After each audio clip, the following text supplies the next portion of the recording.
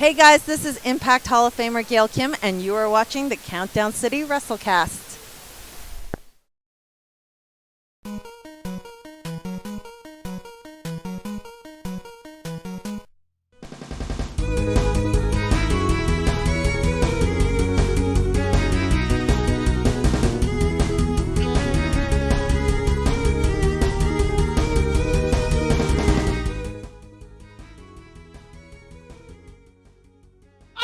What's up, heels and baby faces?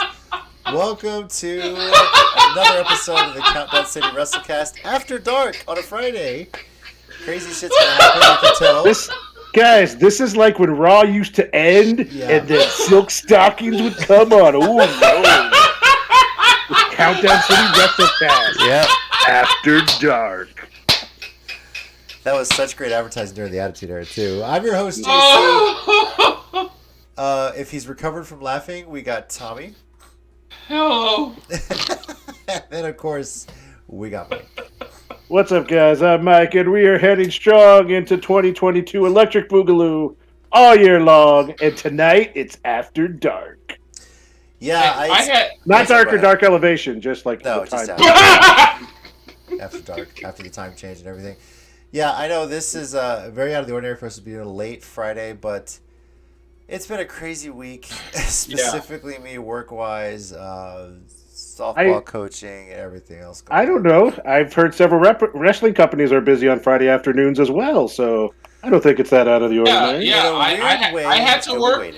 Yeah. Yeah, right? Yeah. Dude, can you imagine if we had actually Yesterday. done this yesterday, and then today? We've had this another show anyway. You probably would have called us. Okay, what time are you getting off? Can you get on real quick? Yeah, it's insane. We're gonna talk briefly about Impact Rebellion. Full disclosure, some of us have seen some highlights, but like I said, it's been such a crazy week. I haven't even got to sit down and watch it. I really want to see it too, especially seeing the results that came out of it. So we'll kind of talk at least through some of those results, what this means for Impact going forward as well. There's a bit of wrestling news regarding one particular Impact tag team that I know Mike's a little sad about, but in lieu of what other stuff has gone on in the world of sports, not just wrestling / sports entertainment, maybe it's a good thing, and I'll discuss why. So yeah, Look at your screen, Tommy. That's actually perfectly lined up too. Pretty good. Yeah, it actually really is. Yeah. But yeah, we have other news on a bit. I wouldn't call it a bombshell interview, but it was quite a revealing interview that a certain former WWE wrestler who we've known for a long time here in Texas, anyway, and good old WWE releasing NXT superstars on a Friday with no notice. Why? Just when I'm almost thinking maybe I'm back with Asuka and Nakamura getting a shot, just when I'm thinking maybe they're onto something, disappoint me once again. Yep. It is the most abusive relationship I've ever been in. It's the great purge of everybody Triple H has hired. So, bro, that's basically what it is.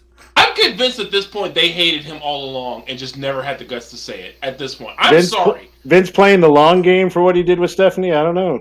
I guess, man, because I feel like it's legit hatred for everything he did. Him and Dusty, bro. I mean, it almost legitimately hatred because it wasn't the old WWE way, but yeah. In essence, yeah, but that was a good thing. That's the hard part. That was a good thing.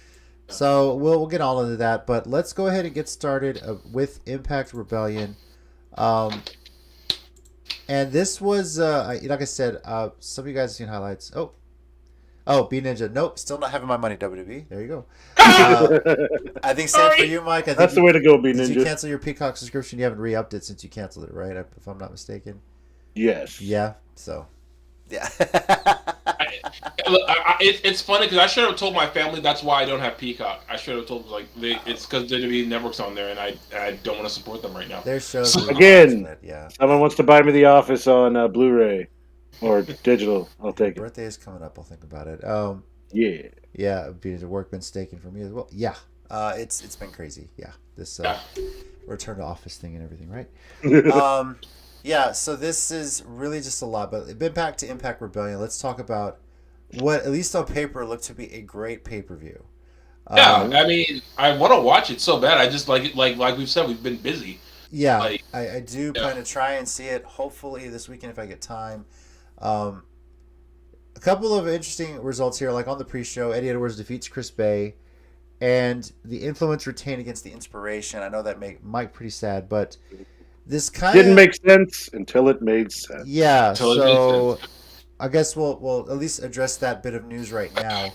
The Inspiration made an announcement on Twitter that they are taking a break from the ring. Haven't really been back in the ring since their WWE release for a full year.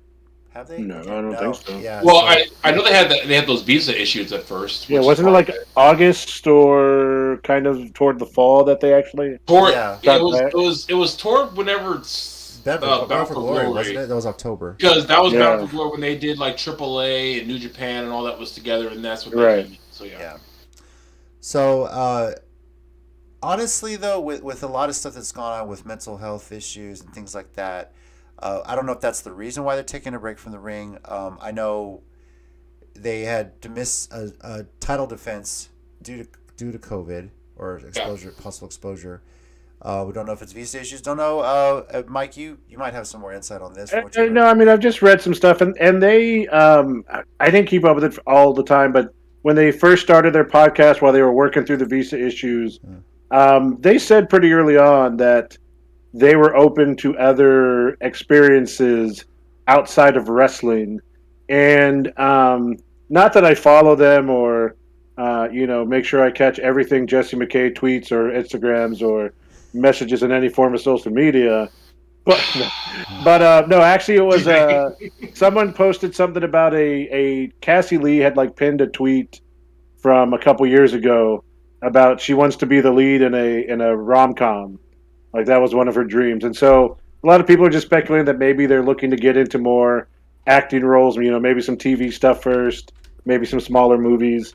And I get that, like you're young, I'm sure Impact paid them well enough, to be living on and stuff, and there's demand or there's places you can go that, you want to try that. Why not do it now? Like, While you're young, they still got, right? they still got a lot ahead of them. And also a point in their favor was they did the job, to the Influence, and they, sounds like they left on good terms. Not like they just walked out the door and everyone's saying bad things. Impact said, they're taking some time. They said they were taking a break from wrestling indefinitely. So maybe they'll be back in a few months or maybe not.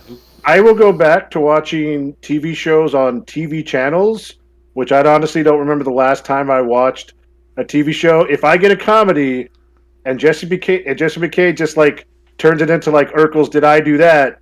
If I just hear you got to be joking me every week and then like a canned laugh from the fake studio audience plays, I'll watch that show. I don't care what it's about. Mike, in your defense, if Jesse McKay is on any show doing literally anything, I'm into. So yeah, excellent. So let's get them a crowd. All right. Yeah. At minimum, it'll be the two of us, and I'm in. So. And one last thing, just so we're clear. I'm sorry, Jesse, didn't mean to interrupt you. No, you're good. Jesse Lee, I got nothing for love, but for you too. I mean, Jesse McKay just happened like Tommy told him to be my favorite, but no diminishing you at all, Cassie Lee. You're amazing. The chairman is a lucky man, one of the luckiest men on earth. This is why when people bring up his win-loss record in AEW, I'm like, no, he's never lost. That man has not lost once. He hasn't won a match yet. Who gives a damn? Do you know who his wife is? That man has never lost ever. You know what he gets to say when he goes home? 10. Wow. He ain't talking about himself, let me tell you, buddy.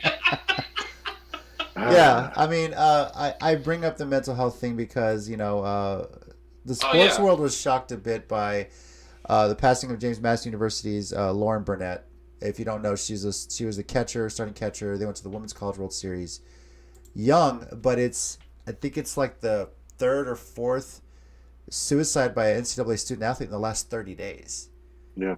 I've heard about some of these. Kids at that age are put under so much pressure to win. You see it firsthand.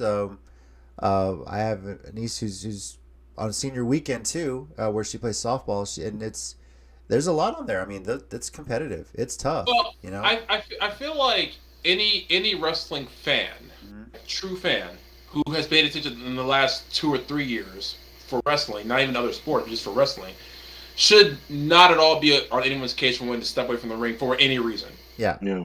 Nakamura and Daphne. Anybody? I'm just like, I know it's sad to bring it up, but it's also true. It's like if people, I mean, of course, Daphne had other things besides just depression and stuff, and again, not that doesn't make it better, or worse. It just makes it what it is what it is. Same with Hana.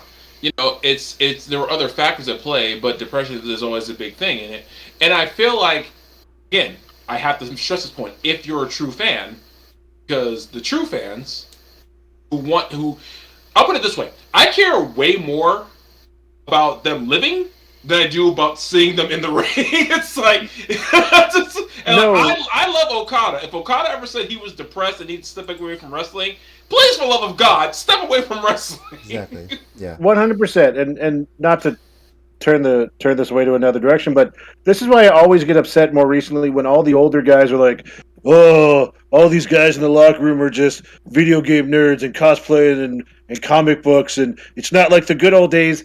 And it's like, yeah, well, the good old days, a lot of you died early because you were downing cocaine and drugs and all kinds of other crap. If these guys don't reach the height of the attitude or the 80s in certain ways, but they entertain us and they get to live long lives, I am for it.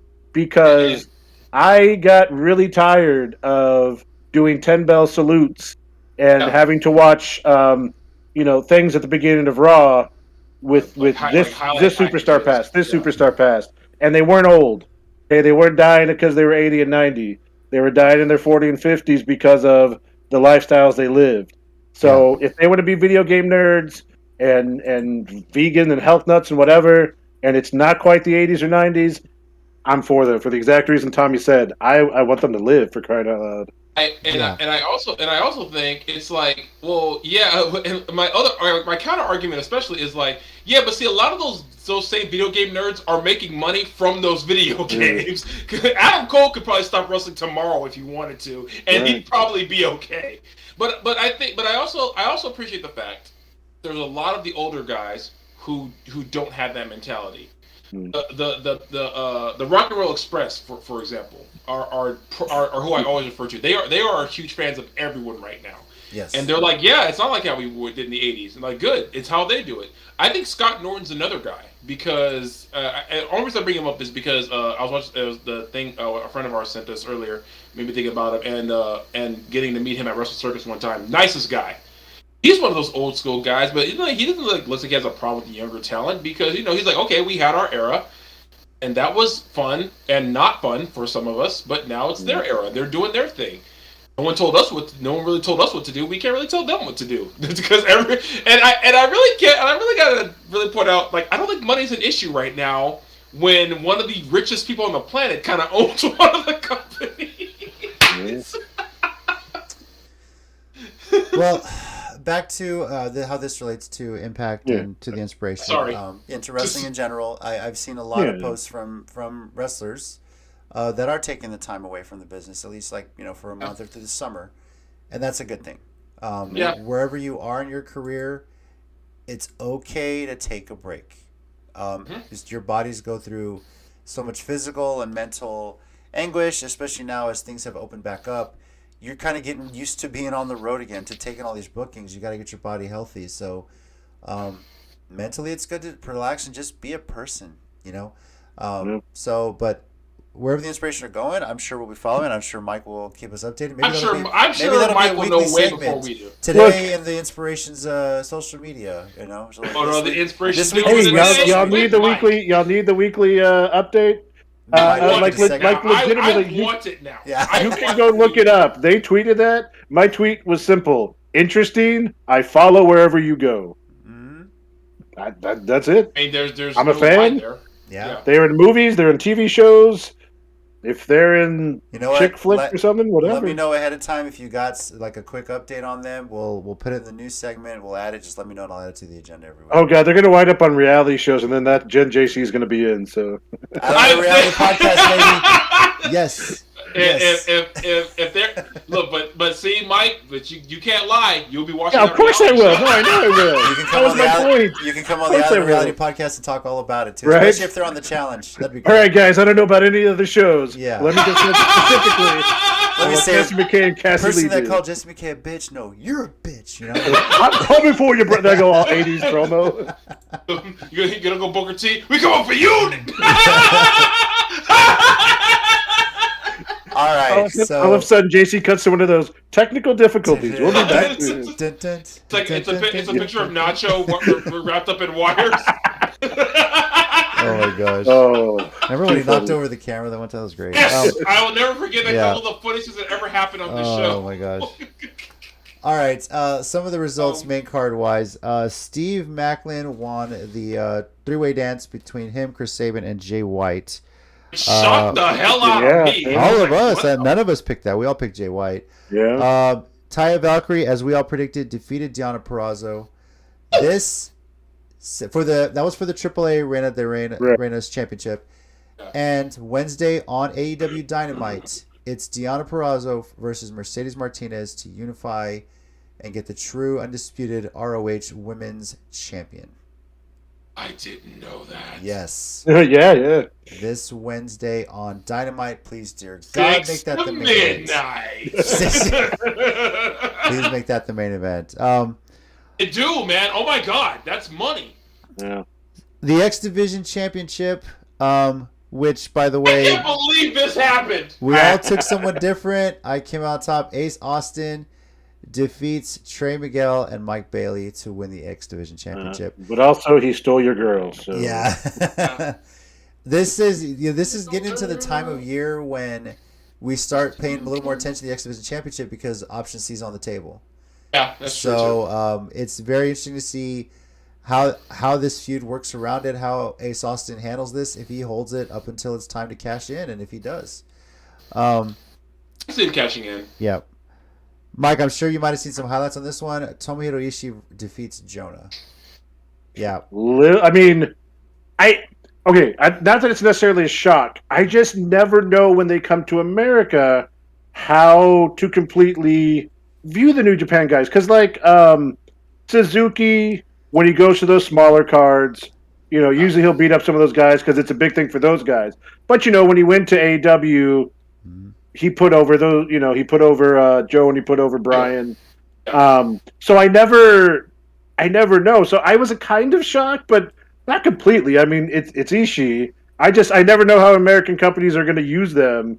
So, but what I saw, oh man, just big sweaty man slapping me. Yeah.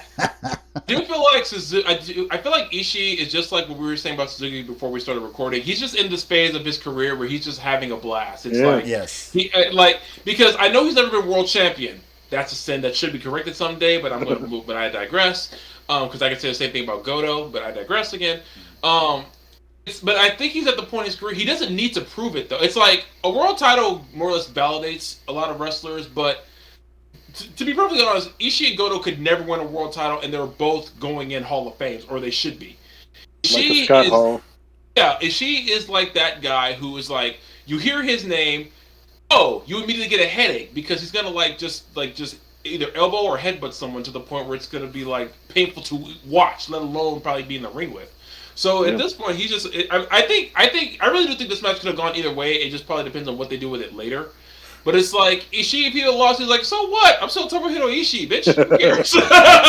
And then the Stone Pitbull, I'm sorry. That's just a really cool nickname. It's such a cool nickname. And it fits him. I mean, it fits him, too. Yeah. Because every time he walks to the ring, it's like, I laugh and everyone's like, my favorite joke about Ishii is like, how can you do a neck breaker on this man? He doesn't have one! It's just a breaker at that point. It's just got nothing there. It really just turns into a backbreaker. Yeah, it's I don't know what you call it. It's like, where does his back end and his neck begin? It's weird. And he is really short, but that dude's like a tank. It's like he's short, but it's like just a solid mass of muscle just slamming at you. So it's like 8-team elimination challenge. The entry order was, we didn't know who the tag teams were going to be a part of this, but it was in essence almost like a gauntlet match basically. But we had the major players, and it was a team.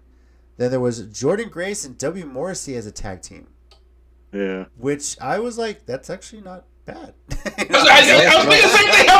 I remember when I saw that on paper, I was like, I had this exact reaction. I said, that is so genius. Yeah. I kind of like that. Okay, I feel kind of bad. I don't know if y'all seen this clip, but at some point, I assume it was during that part of it, like the first match or whatever, afterwards or whatever, Morrissey gets slapped, I think, by Chelsea Green. And he winds up setting her up for a powerbomb through a table. Uh-huh.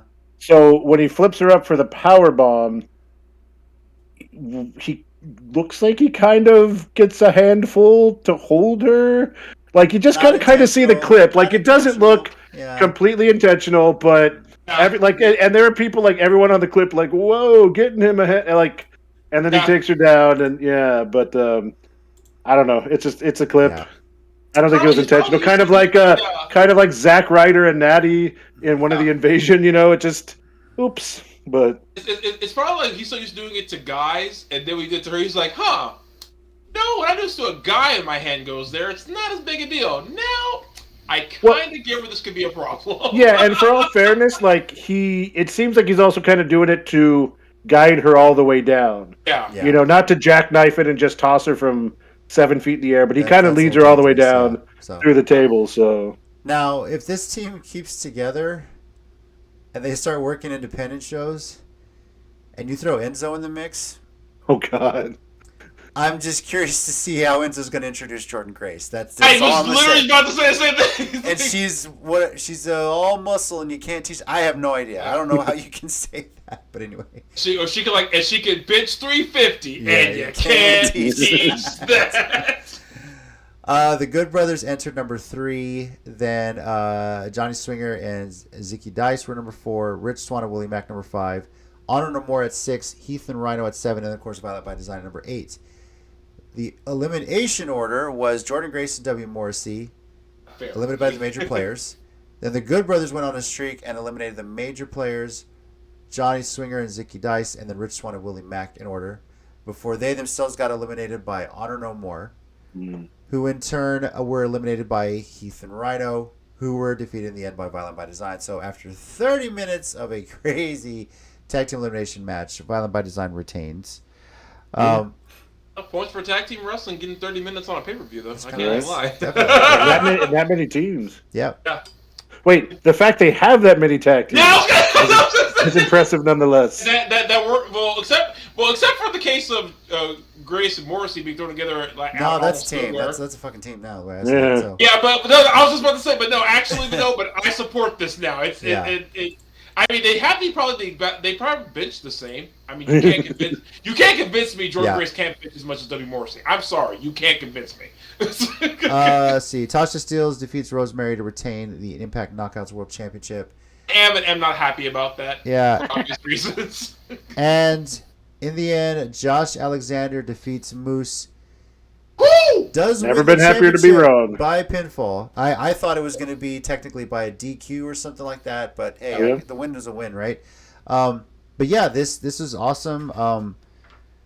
But is that story finished? That's my question. Are they done with Moose and Josh Alexander? Is there more to this? I don't believe it that they're done. Mm-hmm.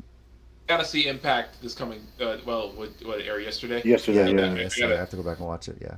I go back and watch it, but I don't believe they're done. Moose is too much of a grudge holder. Too petty. That's what I was trying to think of. He's too petty to let that go. So. We said we think this is going to go to Slammiversary, right? That's a big show. In 2 months. That's in June. Okay. Yeah, and so far, he attacked Josh Alexander after that first title win. Then he attacked his wife at some indie show. The kid came out dressed like Josh Alexander. All I'm saying was in with the next month, I think the kid might be eating a spear. And then we're getting like, I don't know, what's the most violent match Impact has? Monsters Ball or Six Sides of Steel or Four Sides of Steel or... Have they done Lockdown this year? They haven't done Lockdown, have they? Been lockdown in a I while. don't think so. I will give it to them that whenever they do a steel cage match in Impact and TNA, when it was TNA as well, it was a big deal. Like they usually make their cage matches pretty big deals. Okay. Actually, it's funny we say that. So they are going to have an Impact Plus event on May 7th. That's Under Siege. So that's in between here and Slammiversary. That actually, I believe, is the same weekend as Backlash. So we'll be talking about that in a couple weeks. About as the same as what? Yeah. So the same weekend as what? I'm calling it Backlash. All right. Okay. All right. That's good. Yes, because that is its proper name. But here, I'm not going to lie. I don't care either way. I just thought it was funny. Here's what has been set up already for Under Siege. Josh Alexander will defend the Impact World Championship against Tomohiro Ishii. Oh, that's right. I did see that. Violent by Design will That's defend... above midnight. Violent by Design will defend the Impact World Tag Team Championship against the Briscoes. What's above midnight? Like, Okay. cause Straight Taya to the Valkyrie, moon. Now let's... The rematch, Ty Valkyrie defending AAA Reina de Reinas Championship against Deonna Purrazzo. Okay. how? 10-man hardcore war. The Bullet Club, consisting of Jay White, Chris Bay, Doc Gallows, El Fantasma, and Carl Anderson, against Honor No More, Eddie Edwards, Matt Taven, Mike Bennett, Kenny King, and Vincent. Yeah. This is just the Impact Finally, Impact Plus? Impact Knockouts World Championship, Tasha Steelz defends against Havoc. That's what they've set up so This is far. a pay-per-view. This is an not Impact Plus exclusive. Yes. And Okay, well, you know what? My finances have improved thanks to the extra hours in the. I'm getting Impact Plus now because holy shit! it's definitely worth a watch. It's definitely. Are they sending Tasha Steelz through the Dark Universe? Is that what she has to? You know. Can we please get that B horror movie? I will write it, Impact. Just let me do it. Maybe we can get together and watch this. It is a Saturday night, so I'm gonna be home watching the kids. I think. Wait, isn't that Mother's Day weekend? Yeah. Okay, we'll talk. I might be busy on Saturday. Okay, we'll see. But yeah, so that's going to be an interesting watch. That's a full-on pay-per-view. That's what you could pay $40 for and still get your money's worth. Yeah. Jeez. So that's Impact Plus, and that's like wow. So they're bringing it. Impact, And from the sounds of it, it's going to be live. It's not going to be a pre-tape and then broadcast. This is going to be a live show. So they're speaking for the fences, man. they are. They're really making use of it, and at $7.99 a month, it's not a bad deal. So No. All right, I'm in. As far as pick results for Rebellion, Mike went 2-5, Tommy 3-4, myself 4-3. It's hard to predict Impact. You just never know. It's difficult. Yeah. Impact really is like just showing that dark period in their history was just that. That's all it was. It's like if you watch Impact up to a certain number of years and then just kind of skip the Hulk Hogan era, Dixie Carter, and then just go right back into it, you're good to go. It's like because really I still have a lot of like old school Impact like CDs and stuff scattered between here and my parents' house, and just really watching those is like they really had something all along. It's just now they're getting back into that thing that made them special, and that's just like letting the wrestlers just do their thing. We'll just call Hogan the sabotage error. I think that's all it was. My friend had it. I was convinced Vince sent him to fuck up. That was my. Yeah. I don't know if you guys remember my friend Steve. He was the best man at my wedding. That was his theory from day one.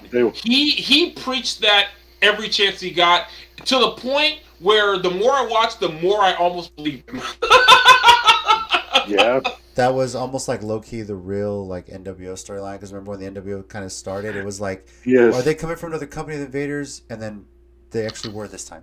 So I just needed Hogan to show up in a Canadian tuxedo, and I would have been into that. Yeah. All right, so let's get into. Let me get the Rebellion here. We're not going to do WrestleCast rating. We haven't seen the pay-per-view in its entirety. Not fair to do that. If we do get to see it, maybe we'll add one at a later time. But I think Cassie Lee gave it a 10, but I don't know. Okay. Got it. Nailed it. Yeah. So But still, I think it's definitely worth a watch just from the results alone, from what the chatter we've seen on social media. And go to Fight TV, pay the $40 if you missed it. It's worth getting that and checking it out. So now, a bit of wrestling news to talk. We already mentioned whole a bit. Yeah. A bit. You guys want to start with the releases, or do you want to talk about the interview that Athena did? Yes. Okay, which one? I personally, I think we should do the releases first because Okay. that makes the interview make so much more sense. Yeah. Yeah. Well, you're not wrong. So news broke earlier today. Initially, I'm laughing because I want to cry. So initially, the releases were announced. There was two. It was Dakota Kai and Malcolm Bivens, and that hit somewhere around midday. I don't know exactly what time. It was like, why? It just, yeah. that's what time it hit. Why o'clock? Yeah. Why? So later on, though, 8 additional people giving the budget cut excuse. And that hit at what the fuck o'clock? Yeah. After dark, exactly. And I'd say the most shocking one is the first name I'm going to read here, Dexter Loomis. I can't have them. Beyond that, Harlan's Persia Parada, Draco Anthony, Sanjana George, Raylan Devine, Mila Milani, and Paige Prinzivali. And this one blindsided not just the wrestlers, but NXT's creative writers department. A lot of these talent was in the middle of storylines, in the middle of things that they're working on, angles. And all of a sudden, they got to change everything. Like, Loomis is arguably part of the best wrestling storyline for NXT last year. Yeah, the best wrestling marriage / wedding ever in existence. Yeah, like that was one of the most fun things that was one of the most fun things I'd seen on WWE TV in a minute. Yeah, like hands down, that was one of the best things they had done in a long time. But even you can't tell me. Granted, the storyline aside, you can't tell me looking at that guy, he's not what Vince is looking for on the main roster. Be honest with you, why hasn't he been called up? Why haven't they made use of him? He's freaking psycho looking, Yeah. I mean, what? It's not like he can't. It's not like he can't wrestle. I mean, he can. We've seen it, and he had a legitimately great character. And look, a great look to go with it. I know Dexter, was more of like a 8 to 10 years ago type of thing, but that's usually Vince's wheelhouse. Outdated references and calls to things that were way old. Should have been right up his alley. I just don't understand the idea, they change everything when these wrestlers have built up a following in NXT. This is your developmental. You advertise them, you put them on TV, and then you call them up to your, quote, main roster, and you change everything that made them good. Like, why are you calling them up in the first place if you're going to change it? Like, Raquel, what's her last name now? Gonzalez or Rodriguez? Rodriguez. It was Gonzalez. Yeah, or did they even take her last name away because they want one person named, why are you changing like theory? Because that makes no sense. Sorry. Yeah, that makes no sense. Why are you changing what's working? That just doesn't. But then again, WrestleMania 55, Dominic versus Theory main event. Well, I'm not entirely convinced you're wrong. That's the thing. I'm sitting here thinking, that's like about 15 years from now? Yeah. Can't you just see Dominic Mysterio versus Theory with a redone modern version of My Way? Yes, because Vince also lets your side, and Vince will still be alive then. I'm not convinced he won't be. Yeah, like he's 15 years from now. Forever. Him and Jerry Jones. Jerry Jones specifically. B Ninja says, "Well, it's easy to live forever when you have no soul." So. Yeah. B Ninja has an interesting comment. Why cut people when they're featured with the program? Exactly. And he says, yet WWE pushed Lars Sullivan. There's some things we can never forget, and he's not wrong.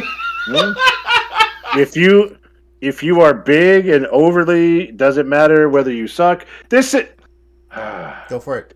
This is why I never understood their excuse of, Cesaro doesn't have promo skills. He doesn't have. You can push anything you want. You are WWE. You have for years found ways for crap people that don't do anything, but they have this look you want, and to find ways to push them until you realize 6 months later that no one cared about them. People cared about Cesaro. Yes, he was not Jericho or Punk on the mic, but you Very had few more are. than enough people that can talk for them. I don't know why Vince doesn't believe in managers anymore. Speaking of connecting back to this, how do you not put a microphone in Malcolm Bivens' hands and put him all over your TV show? That guy is one of the funniest people alive on the social media with a mic in his hand. I mean, he's running the diamond mine, and like you said, like all these storylines getting screwed up. Oh, okay, I guess diamond mine's not a thing anymore. Index isn't a thing anymore. Back to Dakota Kai, right? Oh, I guess just dropping that.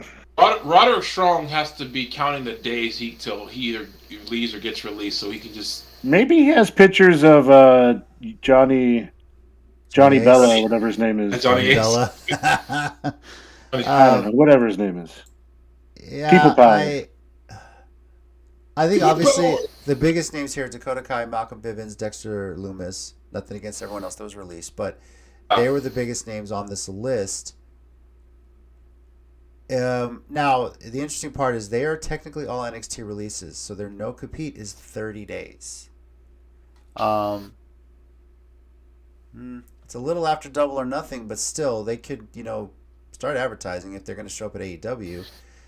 They definitely if they go to Impact, they're back in time for Slammiversary. So I was gonna say I feel like all three of them should definitely go to Impact. Like not even joking. Nothing against or whatever Tony does with Ring of Honor. Mm-hmm. I feel like they should go there too. I feel like AEW is pretty set at this point, and I'm not saying people can't still go there. I'm not at all knocking people going there, but I feel like Dexter Lewis, because Lewis was in Impact before. He had a similar psycho gimmick, except he talked more. So I feel like he could go back there and just pick up where he left off, and just get to show what everyone else saw already, that he can wouldn't be a great character. Dakota Kai, same thing. Malcolm Bivens, he was. You know what? he was Ring of Honor, wasn't he? So I mean, Yes, but do you remember who he was paired with in ROH? wasn't it a whole stable? I'm trying to remember who it was. But the primary one he was with was Moose. Oh, that's true. He could be paired with Moose again, and they could make a new stable. I can't think of one wrestler who wouldn't want to be in a stable with Malcolm Bivens. Come on, that'd be hilarious. Yeah. For as good as Moose is, his promo skills, nothing against him, have gotten so much better. But he was over Ring of Honor with Bivens doing the mic work for him. See, I feel like this could be like a Roman Paul Heyman situation. They both can talk. It's just that you want to hear both. Yeah. So, it's like, Moose can be serious and, to the point of what he's going to do. And Malcolm or Stokely, whichever way name he wants to go by, can just hype him up. And I'm down for that. Give me that. That would be hilarious. I don't know if y'all follow him on Twitter, Malcolm Bivens, but I think the person who's most relieved about him leaving is Gunther. Because according to Malcolm Bivens' Twitter, he would show Gunther up all the time, slap him around. And I believe Malcolm Bivens' Twitter, so Gunther is taking a sigh of relief there. Oh, man. I'm tired of this guy. Oh, man. Wow. No offense, but I'll be happy when Gunther gets released too, so he can go back to being Walter and just chop people all over every single wrestling company ever.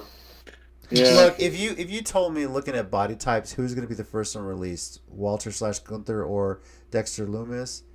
I agree. If you're looking at what he's looking for, In all fairness, though, I mean, he got himself into shape to come into WWE main roster.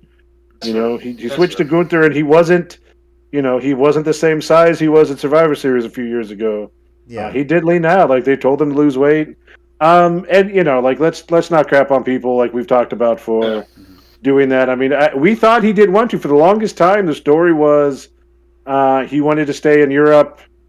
He had no interest in coming over to WWE. And I know he did, to murder other people, my favorite Cultaholic. I know he did an interview with them recently. I haven't had a chance to watch it. He might address that, but he made the decision to come to WWE. He did what they asked, so use him. Yeah, don't want to see him in 2 weeks. Some stupid feud that goes nowhere. That's my thing. All right, WWE, he did what you said. Now, please, for the love of God, let him be the good wrestler he is. Especially now that they renamed his partner. What was it, Ludwig von Kronkerhausen? Well, something really stereotypically German. I don't know. I'm like Kaiser von Trapp family. I know, right? I'm like, dude, Vince. Of course, but I can't lie. This makes me kind of feel better about a lot of the black gimmicks he's done in the past because I'm like, oh, he's racist to everyone. Okay, cool. Yeah, that shouldn't make you feel better. I know what you mean. Equal opportunity racist. Great. When a blatant racist is racist towards other races, I can't help but feel like, okay, then it's not personal. Cool. I think Butch wants to raise his hand and go. Yep. Apparently, I'm a European little rascal. I don't know what this is. Little rascal. Let's see here. Oh, so those are the big ones. I mean, we'll see where this plays out. They got 30 days, So and so I think I forget which one, but he was going by Holland in Harlan's how they in list him. NXT. I forget what his real name is. Yeah, it's one of those that you don't recognize the name as much. He was heavy for somebody. He was, I forget which one he was the muscle for because it was when they brought in all the new people right off the bat to 2.0. But he was and again, those other ones are probably more trainees that didn't get a lot of time. But Persia was in the middle of Index because she was with someone and they were like fighting of who's the sexier couple and who's more into, I don't know, like all that fun stuff with Index. Harlan's name, Parker Boudreaux. Okay, yeah, so that guy was at least on TV some.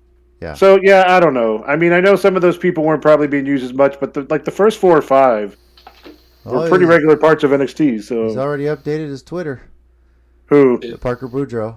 Really? The Destroyer of Gods. That's what he's calling himself. So, Hey. Wait, is he going to be in Thor: Love and Thunder? Never mind. I don't know, but he put up basically like afterwards, Parker Boudreaux, I'm back. Got a picture. So I think he's ready to get back to where he wished to be. So. I really appreciate some of the people who don't let it really get to them. They're just like, you know what? It happened. It sucks. Because, again, I can't stress this point enough. This is not the 2 years to be doing this, Vince. Yeah. Everyone can get a job somewhere else now. It's like and I think the kind of interesting thing is they build enough of their own big name somewhere else. You can see a lot of these people who they've been releasing pull a Cody, really. Yeah. I was just going to say, and then you come back and become the new face of WWE. So yeah, I mean, but with your own with your own demands met. I mean, come on. Cody came back literally. He came back like he just left an AEW taping and drove straight over to the to the dome for WrestleMania. So he's laid the blueprint for it now. So yeah, and in all fairness, Cardona's kind of going down that road. He's making a name for himself. I think also as a main eventer. I think Cardona helped make that point for the indie scene. Well, Cody kind of did too. Cody did for the longest time until they made AEW, right? Yeah. He went to New Japan. He was going through ROH and the bigger indies, but still kind of indie. But Cardona, yeah, kind of doing the same thing. And go ahead. I was just gonna say Drew Galloway kind of done that before to come back as Mac, but he literally also got bigger. Yeah, he did. So yeah. Meeting him in person, it's like he's a nice guy, but he's intimidating. I can imagine. If you didn't know he was a nice guy, like he's not the dude you want to be like you accidentally bumped into his girl. Like that's all. Like it's like, sir, it was a complete accident. I swear to God. Oh God, no. So, like you just want to be randomly like racist toward British people or Scottish people. Oh, you eating haggis? And he just looks at you. Like it's like I take it back. I eat haggis. It's delicious.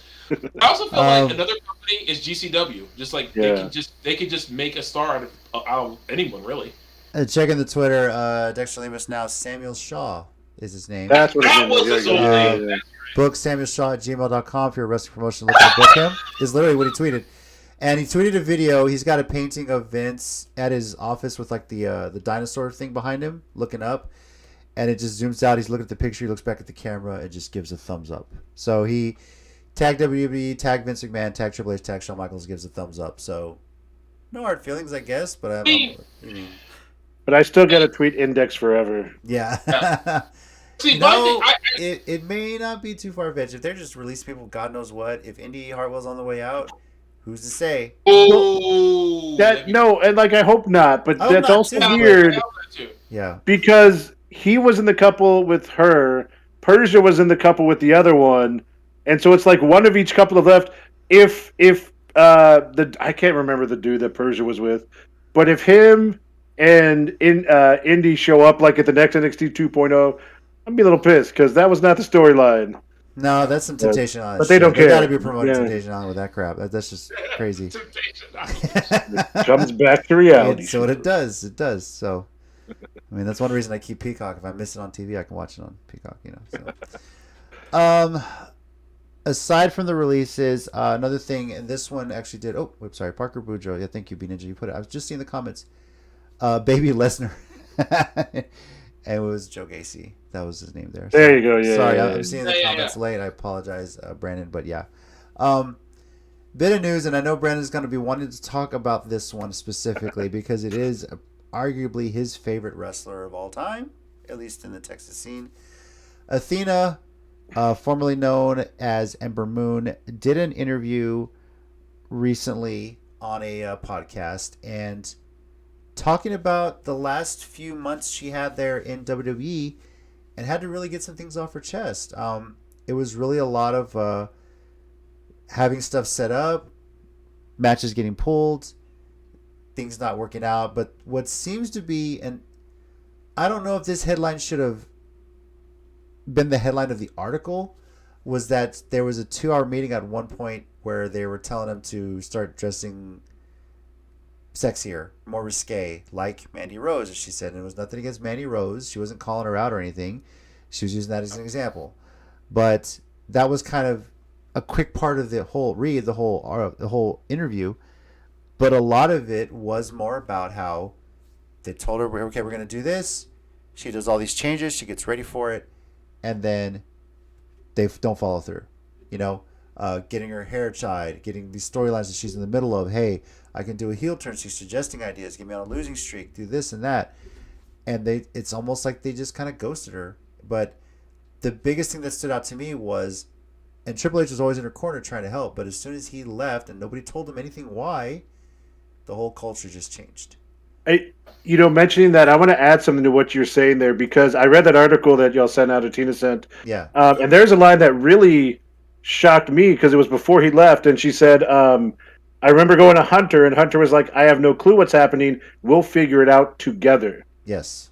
So he was that, so even before he got sick and had the ailment, had to go to the hospital, it's clear that they wanted to change what he was doing while he was still there. Mm-hmm. And so the fact that he didn't know the changes that were going on, I know we've talked about it a lot in different ways, but that's just...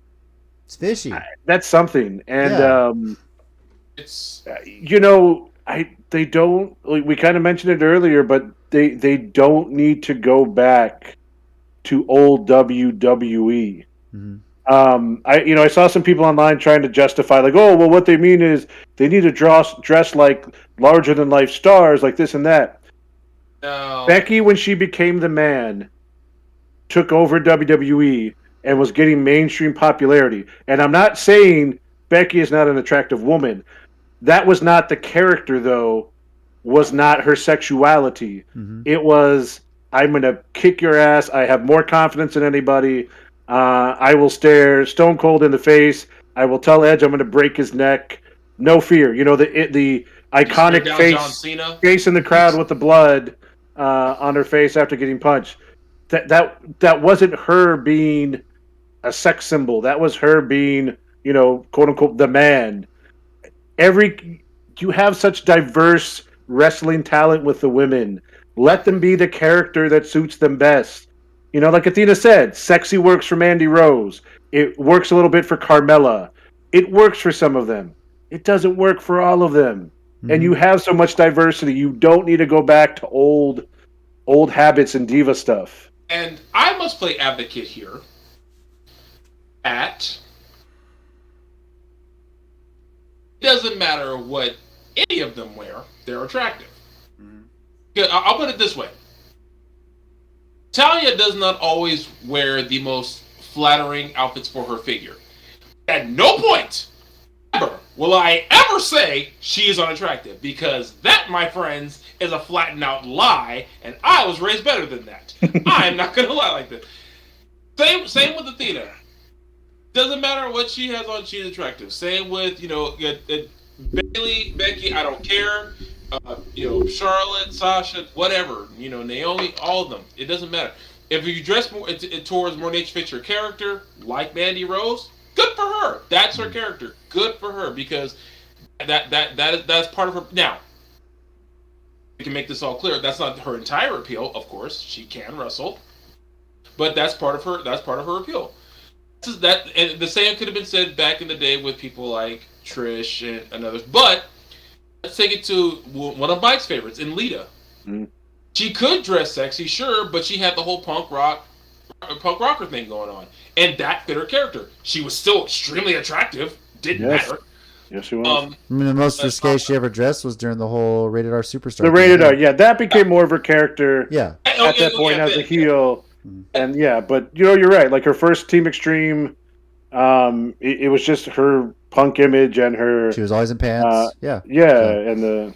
But also, I think of women like Jazz, Molly Holly, Ivory, and Jacqueline when she became more of a wrestler and less of just eye candy. Mm. So all of them, they wore outfits that fit her style. Of course, Ivory she dressed a bit more provocatively after she left Right to Censor. Yeah. But even the Right to Censor outfit was iconic, so I don't care. That was hilarious.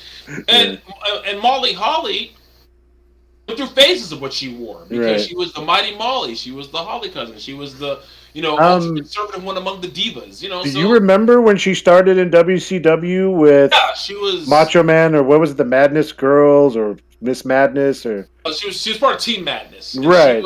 She was a little. That was a little more dressed, not like provocatively, but that was more to a character to be a little like that. Yeah. Queen. Yeah. She doesn't. She just had to have I can't remember what her name was though. Yeah, but exactly. But look, okay. You know what? I'm gonna say it. Rosemary and Jessica Havoc. They dress scary. And I am not going to sit here and pretend like they ain't hot. Okay, I don't give a good damn. I don't care how much. Look, man. Cool with me, bro. Cool with me. If any of Tommy's religious people are watching this, please close your ears. But Tommy would totally lay down in the middle of the pentagram if those two were going to sacrifice him. I'm just going to say that out there. You are absolutely not wrong about that. No. And for all we know, we might see versions of them in the Multiverse of Madness with the new Doctor Strange movie, and I'm sure Tommy might look for some of that. So they're definitely in the fanfic Tommy wrote for us. You enjoy reading my fanfic? No, Mike, I haven't posted that. I've never written that. What are you talking about, Mike? This has been one fear among this ever since they started making changes. A return to the Divas era. Well, it's who they brought in to be in charge again. I know, and it sucks. Is this getting back to, as JR famously said, Vince told him to find tens. And maybe my one hope, Eva Marie's not on the roster, because if all they were looking for was eye candy, they would have had her on the roster. You can't wrestle for shit. At least Mandy Rose, she can wrestle. She's improved. She's working on that, But this whole, you want to dress more risque and this and that. It's like, but that's not who Ember Moon was. That's not what Athena was about. It's about the craft in the ring. That's not what any of them were. It's not what any of the talent Triple H brought in. Hell, it's not even Roxy, or Roxanne Perez as they're calling her. That's not her character. She's young, up and coming, wrestling prodigy, for lack of a better term. That's what she is. She still does the pose on TV, for crying out loud. So, I'm worried that that's what they want to push these women. If they're expecting them to, your shorts need to be a little bit shorter. Your top needs to be a little more revealing. Like, are you gonna force girls to do that now? I have a problem because, even as from a pure guy perspective, I have a real problem with that because it's like look, all these women, are amazing in the ring because they put forth the effort, and to me that adds to the attractiveness, because because they're badasses, think about badass women who can kick my ass. I don't know what to tell you. I married one anyway. But what you're into. Yeah, but I even think about it because like in Japan where they have Stardom, the one wrestler who I could think of who's like a very not even all the time, but like a provocatively dressed wrestler is Mina Shikawa. Even by that standard, she's not that bad, and she doesn't even do it all the time. She just she has her own sex appeal, and that's her drive. Conversely, you have someone like Julia who leads Zona Del Mondo. She is attractive. But she doesn't, really, dress provocatively. She like dresses in pretty much how everyone else in Stardom dresses, and to me, it's like, I guess my thing is like, why is that not attractive enough? It's my question. It's like, okay, here's a good example. Even the picture Mike has literally behind him right now.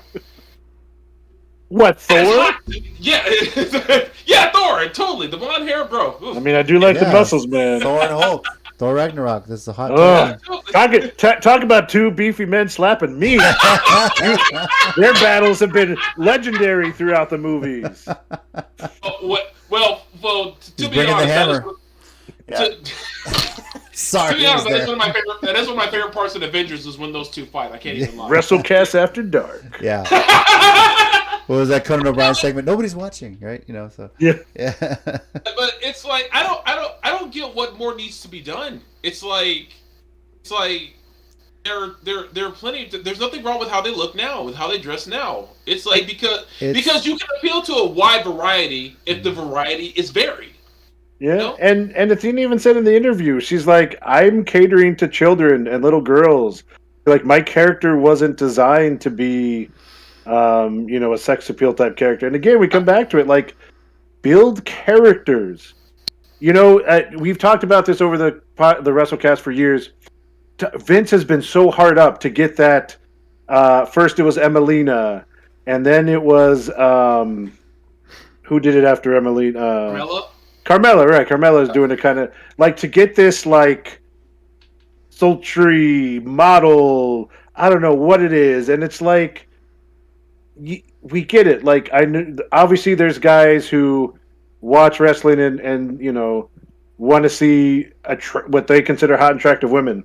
But honestly, also different from the 90s, there's so much more access if you really want to see attractive women to find them. Like, I enjoy wrestling for the stories, the athleticism, the moments we get to cheer, the getting invested in characters and watching their kind of storyline.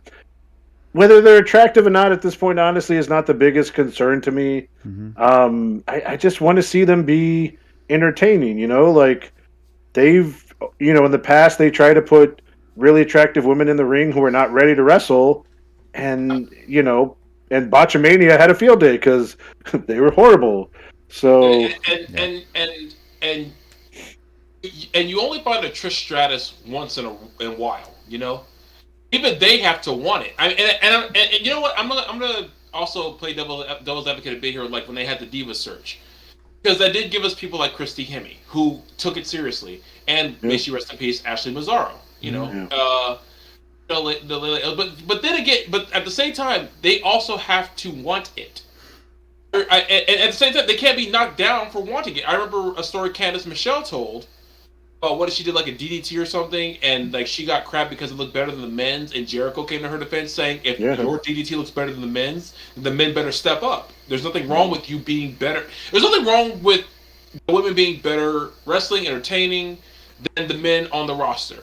Yeah, Becky, that was Laurinaitis too. That was Impact's bread and butter for years. And I would argue to this day kind of still is. Not to say the men are bad, because the men are so good, but... No, but a strong women's division is definitely something Impact has always like tried to... Tasha Steelz, the influence, the inspiration leaving... Mickey James's run, and that's my point. Like the inspiration leaving does not hurt Impact, and that's one of the reasons it's so okay. It doesn't.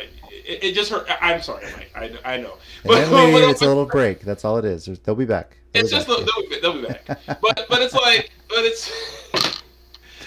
it's like that division is so strong. Them leaving, it just means that other teams get to step up, which they should. People like he echoes what you said. People can go to the internet for attractive women. They're doing it now with 2.0. The current crop that ain't ready. True. And he's saying that was Melina and Michelle McCool. But yeah, this is it's another one of those. They only do this with women. You're not going to say, okay, guys, you dress more revealing. You know, maybe Dexter wasn't wearing a short enough skirt. Maybe that was part of his problem too.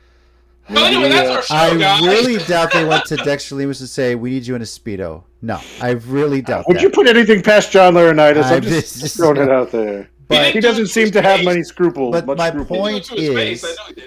point is, this is where it's a problem. You know. Yeah, you're right. When Impact was down, what was carrying them? The women's division. Yeah. When WWE was down during the pandemic, who carried them? We said it on the show many times. Bayley and Sasha, the women. The people that Triple H brought in, Sarah Amato coached, that he developed, saved your company during the pandemic. You may not acknowledge it publicly, but that's what fucking happened. And so what was working for you, you're suddenly just flipping and getting rid of. Why? Because AEW had better ratings when you put them on TV head to head, saying that was a plan all along. No, you know that wasn't it. It's not like NXT had bad ratings. They had great ratings during that. They really did. There were weeks where they had better ratings with Raw and SmackDown, but they didn't beat AEW. You know, and there were weeks they had much better ratings than AEW, and that was fine. AEW didn't start that. You know what I'm saying? Exactly. They just said, "Hey, we're going on Wednesdays. We're doing this. That night's available." Impact was on Wednesday at the time. Said, "Cool, we'll move to Thursdays." They know they weren't going to try and compete. There was a market for wrestling on every night. Why couldn't NXT have just taken the Tuesdays? Like, no, we got to go Wednesdays. We got to try and take. It didn't. I mean, it didn't help. I mean, Tony Khan, TNT, Turner was invested. You know, and that's your reasoning. Even though he's developed all this talent that is like the future of your company, but because he couldn't win one ratings war that you started, that's not right. And also it really does. I really do harpen this back to the thing I said before when all this really popped off. Is this isn't the '90s and the early 2000s anymore? Mm-hmm. TV ratings, while important, don't mean the same thing. There are social media feeds, YouTube video views, and all this kind of stuff. So Saudi Arabia money.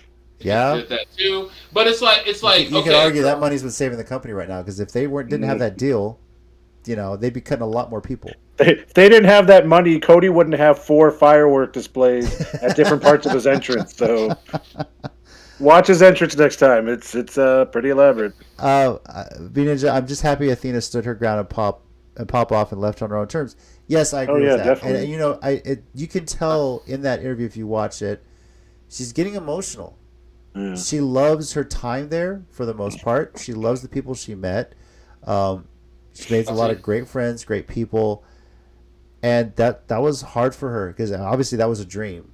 You know, I talked to her years ago that getting on a TV like that was a dream. But even then, they told her back then, before the women's evolution or whatever, it didn't matter. She said, I went to a tryout, and it seemed like no matter how fit these women were, they told me they needed to lose weight. That was the first thing she pulled about that. I was like, that's kind of messed up. You know? But yes, I'm proud of her for standing her ground and standing up and holding her ground on that. Does not changing who you are, you know? Bina just says, I felt the same happen to Dakota. She chose not to renew. Peace out. I don't know if she chose not to renew, but they basically reports saying they didn't think she was main roster material. Well, okay. They're not Vince's main roster material, which they're just trying to get rid of Hunter's talent. That's really what it was about. So I really don't know. I don't know. I feel like I don't understand what that term means anymore, because I don't think it means much. Like, because I feel like if you can, this is gonna sound kind of messed up when I say it. I'm gonna say it anyway. Like, if you can wrestle without injuring your opponent, they used to be very roster material. But it's like if you could be convinced, like, okay. Wrestling, you know, for all we know about the backstage stuff, is like if you could get me invested in a match, like you know, And it's not just women, men tag team, whatever. If you get me invested, then I'm in, And I feel like so many other people can get you invested. And again, going back to Bailey when she was saving the company because no one else at the time was really good enough. Because no one else was interesting enough. She made you what it didn't matter if Raw or SmackDown, whatever it was on, if the whole episode sucked. We were watching to see what Bailey was doing. Yep. Yeah, because she was that entertaining. She kept it. And another thing is, Hey, Tommy, can I trigger you real quick? Uh-oh. go ahead. We didn't know how to use her on WrestleMania 37. We had no plans for her. Yep. There's the So trigger. my point is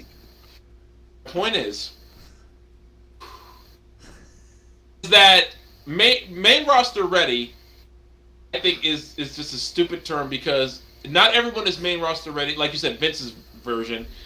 Everyone could be in different ways. What I mean by that is, now I'll trigger Mike Cesaro. He was not Vince's term. See, he was not Vince's version of main roster ready, but he was main roster ready. Wait, here's the thing. If you are a world wrestling company, how do you not have Cesaro? He speaks how many languages? Cut So promos speaking everywhere? of that, Yeah. 6 or speaking of 7? that, I think I told you guys this, but I don't know if I ever said it on the show. One of my favorite Instagram pages, this guy brought up a really good point. How Tony Khan got Danielson and John Moxley and everything. He said, "What wrestling company, if you have the money worth its salt, and you could get John Moxley, Bryan Danielson, William Regal, and the Hardy Brothers, if you had the money, and they were available, how would you?" Be stupid not to hire them. That's the dumbest move you could make if you don't get them, and you can. And I was like, that's a supremely good point. Supremely good point. It's like it's just like the same with and now honestly, I'll kind of say the same about like Dexter Lumis and a lot of the people they released today. It's like at this point, you can have them on your roster because they're entertaining enough. And with Dakota, I feel like she is kind of like one of the people who can always get talent over. She can hold the crowd with her ability. Some people can hold the crowd with either talking, their ability in the ring, or both. Bailey, I think, is in the both category, like for sure. But some people are just really good in the ring, like Bret Hart when he wasn't really a talker, before later in his career when he did talk a lot, which was phenomenal at it. He was just a great worker. And there's nothing wrong with that because he was killing it in the ring, and everyone said so. From Roddy Piper to Mr. Perfect, we're all saying, "Hey, this guy's good." Stone Cold was one of the guys who had all the above. The Rock is a great wrestler, but I always thought he was a better talker, personally. And I feel like he's so charismatic in talking and in the ring. His in-ring ability wasn't necessarily his biggest strong point. Again, not saying he can't wrestle. I'm just saying his charisma and talking were his bigger selling points. And then you've had guys like, you know what? Here's one of my favorite examples of guys who aren't that great at wrestling but great characters. Nunzio. Little Guido from ECW. Mm-hmm. Not that great a wrestler, but holy crap, he was entertaining. Yeah. I could watch Nunzio because he actually had a match with Cardona for the digital championship, not just Yep. And it's like, and I nerded out. I was like, "Oh my god, Nunzio was on TV." That so makes me happy because he's just that entertaining. Yeah. Great a wrestler, maybe not, but I'll watch him do anything.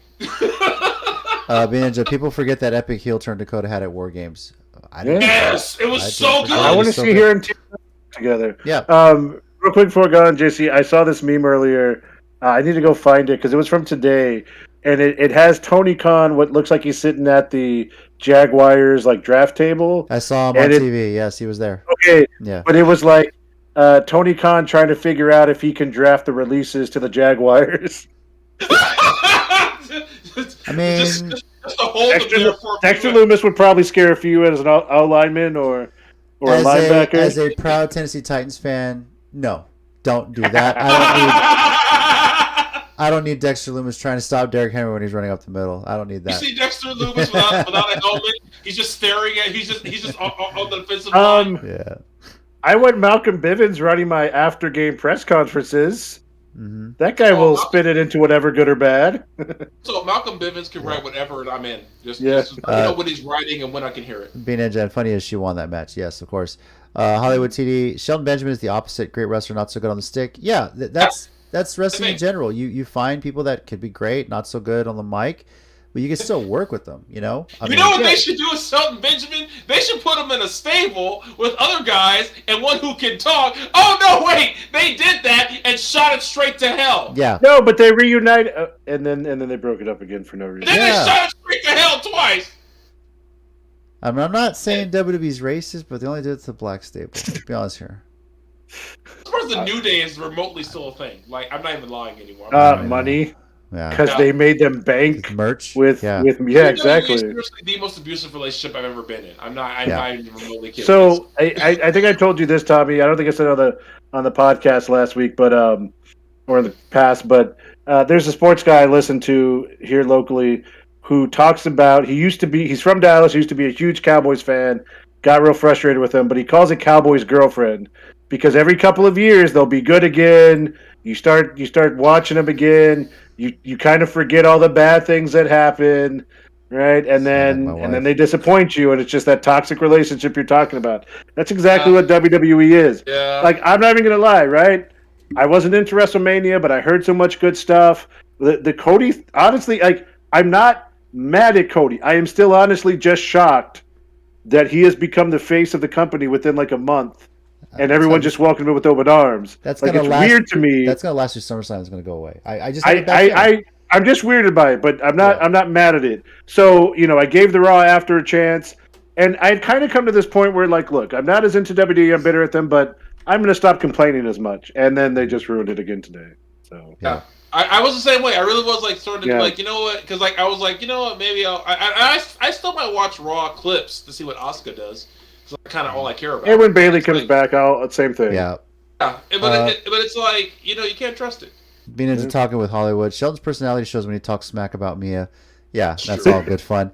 STP question mark? What are you referring to, TD there?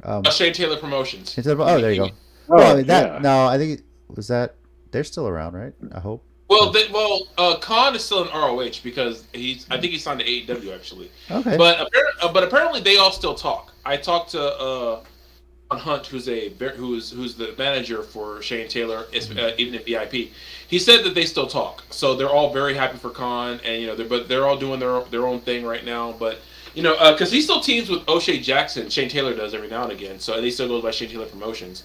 So I think in essence it's still around. It's just like not as much in Ring of Honor since they're still not sure what. Give it time. So. Well, to me, it's like SCB kind of got over as its own thing. Mm-hmm. So because without really so much help from the company. So to me, I think the fans knew what they were doing and they appreciated it. So yep. Yeah. All right, there's more we can say, and to be honest with you, there's more I'm going to say in my 1 minute warning. So. Let's jump to that segment of the show. Mike, did you have anything this week? I'm sure I can come up with something. You don't have to. I mean, don't feel like no, that's fine. To. No, you do. No, it's fine. Let's go ahead. Yeah. Okay. Whenever you're ready. Go. All right. So we spent a lot of time discussing the negatives that have been going on this week, specifically with WWE. Let's go back to the thing that tends to make us happy. AEW, Punk versus Adam Cole at the next pay-per-view, Double or Nothing. Adam Page. Adam Page. What's that? Adam Page. Yes, Adam Page. Too many Adams, too many Pages, too many cages. AEW have done this on purpose. Okay, sorry. Adam Page versus Punk for the title belt. I had some stuff going on this evening. I came back just to turn on the TV to see Danhausen and Hook in the ring together. We've talked about this a lot, and AEW is not perfect in what they do. I do have one little complaint we talked about before the show. I feel like Thunder Rosa is not getting enough time as the champion, especially with the way Britt Baker was. But given the stuff that's happened over the last few years, especially during the pandemic, I am still excited to see matches that AEW is bringing out. The thing they did with Wheeler Yuta was amazing. He's still getting over every city he goes to. You've got William Regal doing commentary every time Blackpool Combat Club comes out.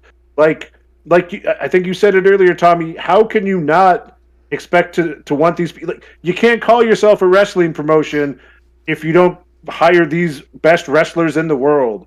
Like you said. So as much as we complain about that, and again, AEW is not perfect. There's things, missteps they've taken, but they're still getting me excited as they start bringing out more and more matches.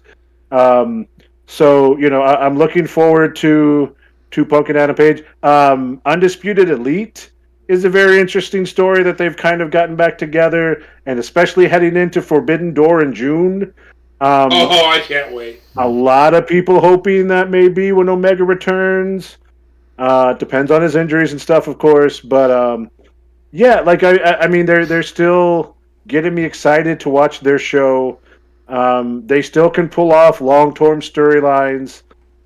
Julia Hart has been the storyline just kind of percolating with the House of Black Yep. that they've just kind of let slowly play out in the background. So I have a feeling that's going to boil over pretty soon, actually. yeah, so There's a lot. Yeah, and then this past Wednesday, FTR had a match against each other. And so good. okay, let me finish with this. There is a TikTok channel I need to find and share that literally shows how Punk and FTR are just recreating Bret Hart matches, like move for move from. I And didn't realize it's that. just the best thing ever. And like you literally realize they're like not just like the same move, the same like motion, the same little gestures. Like it's really kind of funny when you go back and see how much homage they're paying. So for as much as we're kind of dumping on WWE again, bring it back to AEW because they still excite me. I can't wait to dump on them some more when it's my turn. Tommy, what do you got? Okay, whenever you say. All right, ready? Go. Well, this goes back to what I kind of said earlier. Is like with places people can go. AEW is the main one, of course, but I'm not gonna knock GCW. That whole WrestleMania weekend where they had like shows back to back to back to back to back. Just point to them and that's a big win for indie wrestling. I also bring up I'm looking at the comments of Hollywood mentioning Shane Taylor will be back at BOW July 9th. And indie wrestling is I'm arguably the strongest it's ever been because half the people getting released are just like, okay, fine, we'll be at this indie show. We'll go to that indie show. I mean, honestly, BOW, well, for us, especially lately, we had a huge crowd at our last show, partly because the Renegade Twins were there. And indie wrestling, because of like social media, because of people plays like Title Match Network, High Spots, and All the top tier talent that's out there. Hashtag top tier. Well, that one, she's okay, I guess. La Rosa Negra. I could, yeah. She could be in any wrestling ring. I'm watching it. I'm okay with that, sir. Oh my gosh. Anyway, but no, it's WWE is the unmistakable powerhouse. I'm not. At no point are we ever saying it's not. At the same time, with the way the internet, all this stuff works, all these people who got released, they can, if they grind in their own way, make just as much money as they were there. Will they have to do extra stuff? Yeah. I mean, maybe they can start their own gaming channels and Patreons and stuff like that because that's fine. Do what you want to do because I really don't mind people, especially after The Rock did it so well. People levying their celebrity into other fields. But if the inspiration are gonna take a talent to do some acting or whatever they want to do, because quite frankly, there are at least two of us here who will watch it, whatever it is. We will private screen that movie too. That would to let me know what day it is, and I'm in. Anyway, but no, that's just the thing. It's like wrestling's good. Wrestling's okay right now. That's the best part. It's like even, no matter what WWE is doing, wrestling's okay. Well, 100%. Wrestling is okay. Although there's still stuff WWE's doing that pisses me off. And I got to call a couple things out on my 1 minute warning. I'll get started now. The first is some reports out there that Bret Hart has been basically signed under some new deal with WWE that prevents him from appearing at AEW, especially getting involved with the Owen Hart tournament. Yes, the thing honoring his brother. I hope it's not true. I've heard it's just rumors, but I really hope it's not, because that would really tick me off. And I hope Brett would be smart enough to say, hey, no, this is for my brother. You guys never honored him. I do want to get back to, at least on the second part of this, talking to Athena, and I want to send Athena one quick message, and that is this. Thank you. As the father of a 7, soon-to-be 8-year-old daughter, thank you for setting an example for her to not let people push you around like that. My daughter is... There's very few heroes in this world that she has, one of which is her cousin, who is wrapping up her senior year of softball at Southern. So when you find role models for your kids, it's pretty amazing. So thank you for setting a great example for her, and I hope to say that again when I see you in person. So thank you so much. Any comments we got here? Pray for Roxy that she don't get cut. You know, I got to be honest with you, TD. I'm glad she's there. I'm glad it's thing. I said from the beginning, what's going to benefit her is she's going to learn how to do promos. So I'm not holding my breath. They're pushing her great. Is she main roster material? If you ask me, she will be. But don't give her some fucking racist Mexican name because she's from Laredo. Promoter is being from Laredo, by the way. Don't promote her as being from Pasadena. That might be where she trained, but her heart's back on the border.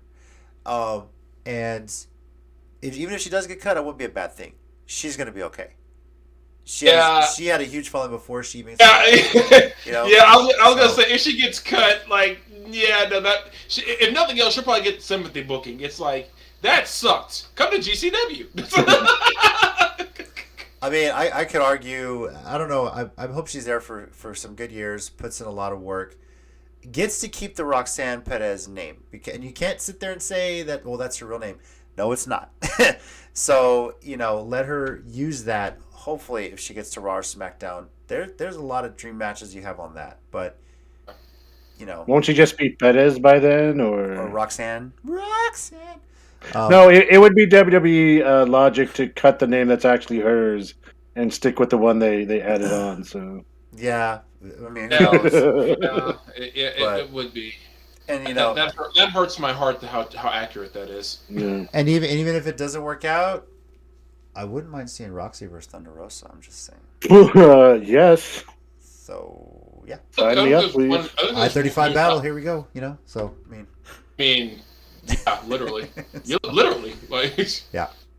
Or Roxy and Maddie Rankowski in a former trainees now season. Former people. Tommy is probably harassed at a wrestling show. For the record, I have never harassed Roxy. Okay, you're right. I apologize. That's the wrong word. Harassed Maddie. That's true. The biggest challenge, the biggest thing they're gonna have to push to find out if she's main roster material. The heel turn's coming, eventually. She's got to at some point. And how is she gonna work with that? We never really did see a heel Roxy on the Indies or anywhere else. So she was too much of the like bright-eyed young kid. So they couldn't really do that. Yeah. And of course, then again, I'll say this. I thought there was a time in my life where Maddie Rankowski couldn't pull that off. Boy, was I wrong. So, yeah. Her heel turn is they're going to book her from Austin, Texas, and she's going to go hipster. That's going to be Roxy's heel turn. Turn her back on the border culture. Yeah. Actually, they won't do that because that sounds genius. So there's no way they let that happen. Oh, gosh. So many ways to go with that. Thank you, everybody, for joining us on this late night Countdown City WrestleCast After Dark. I don't know if we're going to do all our shows like this because they get a little wild, but it just happened to work out for us this week like this. Next week, unless there's some crazy more releases or major storyline that goes on, we'll not plan to have a show, but the following week will definitely be... Actually, no, next week we are going to have a show. God, my calendar is so messed up. We are next week previewing... Follow our social media, guys. We'll tell you. Yeah. We're going to preview Impact Under Siege and WWE Backlash. So, stay tuned for that. It's the only name it has. Yes. I'm not calling anything else. WWE Backwash. Hoping not the same. There's really kind of no difference there. Hoping to do that show Tuesday, Wednesday. If not, then possibly Thursday might. On a day that ends with Y, Yes. we will have that show. And Thursday may not be so bad because we'll want to see what else gets added Under Siege on Impact Yeah. that day as well. So stay tuned to our social media. We'll keep you guys updated when our next show is, but we'll definitely be talking about that next week. So, yeah, CCG_WrestleCast as they were pointing out. So thank you, everyone, for joining us. We do appreciate it, as always. Thank you, everyone, for the comments and the live chat. It means a lot. Down here, we got Tommy. Thanks, guys. We got Mike. Thanks, guys. Be good to each other. And I'm JC, and as always, heels and baby faces, remember, pro wrestling is real. People are Fake. fake. My name's Roxy. Finish strong. Leave it all out in the field. Love you. Adios, Gunther.